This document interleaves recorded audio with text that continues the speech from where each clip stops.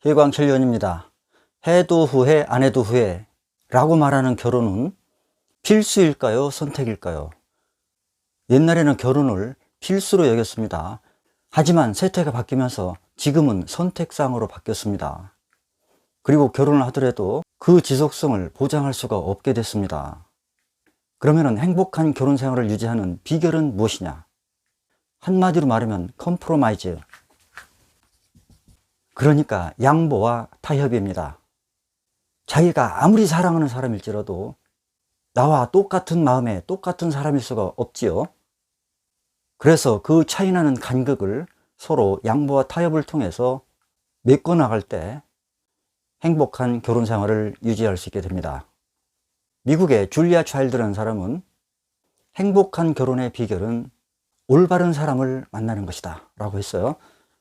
자, 올바른 사람, 이것은 자기가 항상 같이 있고 싶은 사람이라고 합니다. 없으면 허전하고 늘 그리운 사람.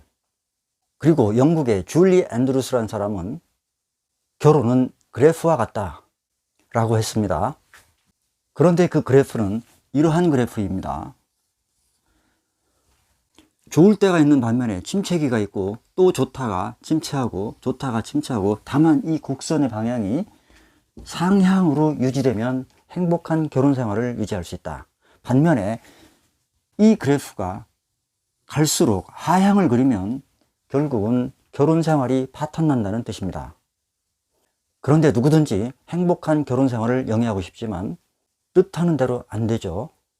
물론 어느 상대와 만나느냐, 이것도 중요하겠지만 그 모든 것은 자기 사주에 체현되어 있다. 그러니까 자기 사주에서 배우자 운이 안 좋으면 좋은 사람을 만날 수가 없게 됩니다. 사주의 구성은 연, 월, 일, 시 이렇게 되죠. 태어난 월, 즉 월지는 그야말로 내가 태어난 출생 환경을 나타내 줍니다. 그리고 일지인 배우자궁은 결혼 환경을 뜻해요. 그러니까 이 배우자궁인 일지가 안전하고 튼튼해야 원만한 결혼 생활을 유지할 수 있습니다. 그리고 이 시지는 자식궁이죠. 그러니까 생식 능력이 좋은지 나쁜지, 그리고 자식과 나와의 관계도 살펴볼 수 있습니다. 그러면 사주 예문을 보면서 부부운, 그러니까 결혼운을 어떻게 보는지 간략하게 살펴보면 기운년, 갑술월, 을축일, 무인시, 여명의 사주입니다. 우선 결혼운을 볼 때는 배우자궁인 일지를 최우선으로 봅니다. 이곳의 동태가 어떠한지가 중요합니다. 그 다음에는 배우자 성을 봅니다. 을목의 여명이니까 배우자 성은 관성인 유금이 되겠죠. 연지에 있는 이 유금이 배우자궁인 일지로 들어올 수 있느냐. 단편적으로 보면 유축합으로 들어옵니다. 그런데 들어오는 과정에 술토한테 유술천을 당합니다. 그리고 그 술토는 겁재인 갑목이 차고 있습니다. 그리고 연과 월에서 이렇게 갑기합까지 하네요. 그러니까 이 남자하고는 인연이 길지 못하다. 그러니까 이것이 첫 번째 남편이 되겠습니다. 그 다음에는 금을 품고 일지에 앉아있는 이 축토가 두 번째 남자가 되겠습니다. 을축을 바위에 낀 이끼로도 표현합니다.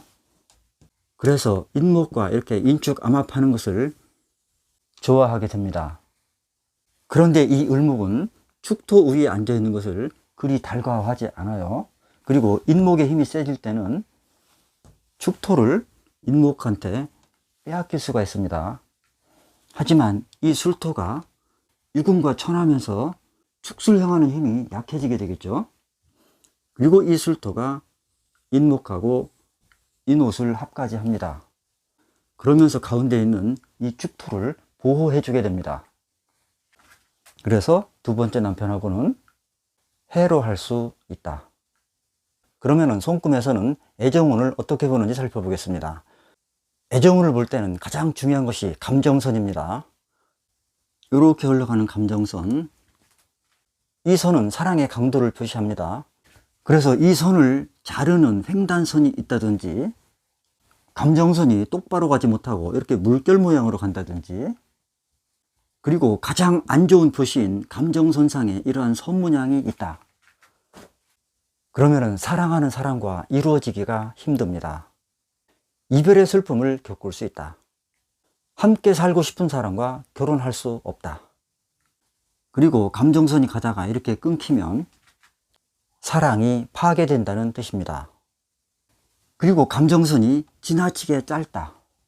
아니면 이 위에서 이렇게 짤막하게 올라와 있다. 이것 역시 사랑의 실패를 의미합니다. 또한 생명선을 끊고 지나가는 굵은 선들이 이렇게 많다.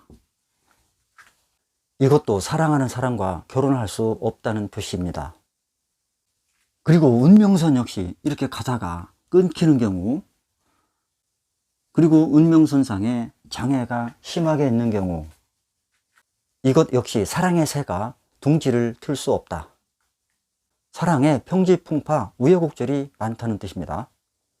그리고 둘이는 좋은데 가족이 반대해서 못하는 경우, 가족의 신뢰를 얻지 못하는 경우, 그러한 경우는 이 금성구 여기가 두더지처럼 볼록 올라온 경우, 또 이 검지가 짧은데 두뇌선이 월구까지 깊숙이 내려온 경우, 이러한 경우는 가족의 반대로 결혼이 성사되지 못하는 경우입니다. 또 새끼손가락 밑에 있는 결혼선, 이 결혼선 끝이 이렇게 포크 모양으로 갈라지는 경우, 또한 결혼선이 감정선 쪽으로 이렇게 하향하는 경우, 이것 또한 사랑의 파멸, 이혼을 의미합니다. 그런데 결혼선이 이렇게 상향하면서 태양선과 조인하는 경우, 이러한 경우는 아주 부자 가문과 결혼한다는 의미입니다. 상당히 좋죠? 팔자가 핍니다. 그리고 여기 금성구가 빵빵하고 생명선이 굵고 진하게 발달한 경우, 이러한 경우도 결혼운이 아주 좋습니다. 열정과 사랑이 깊다. 또 생명선과 감정선에서 이렇게 상향하는 상향기선이 있는 경우, 이런 경우도 애정운이 좋습니다. 또 성적인 능력을 나타내는 소지, 즉 새끼손가락이 길고 곧고 예쁘게 잘 발달된 경우, 또 월구에서 출발하는 영양선이 운명선과 조인하는 경우, 이러한 경우도 결혼운이 좋습니다. 같은 방향을 향해서 같이 가는 것이 중요합니다. 감사합니다.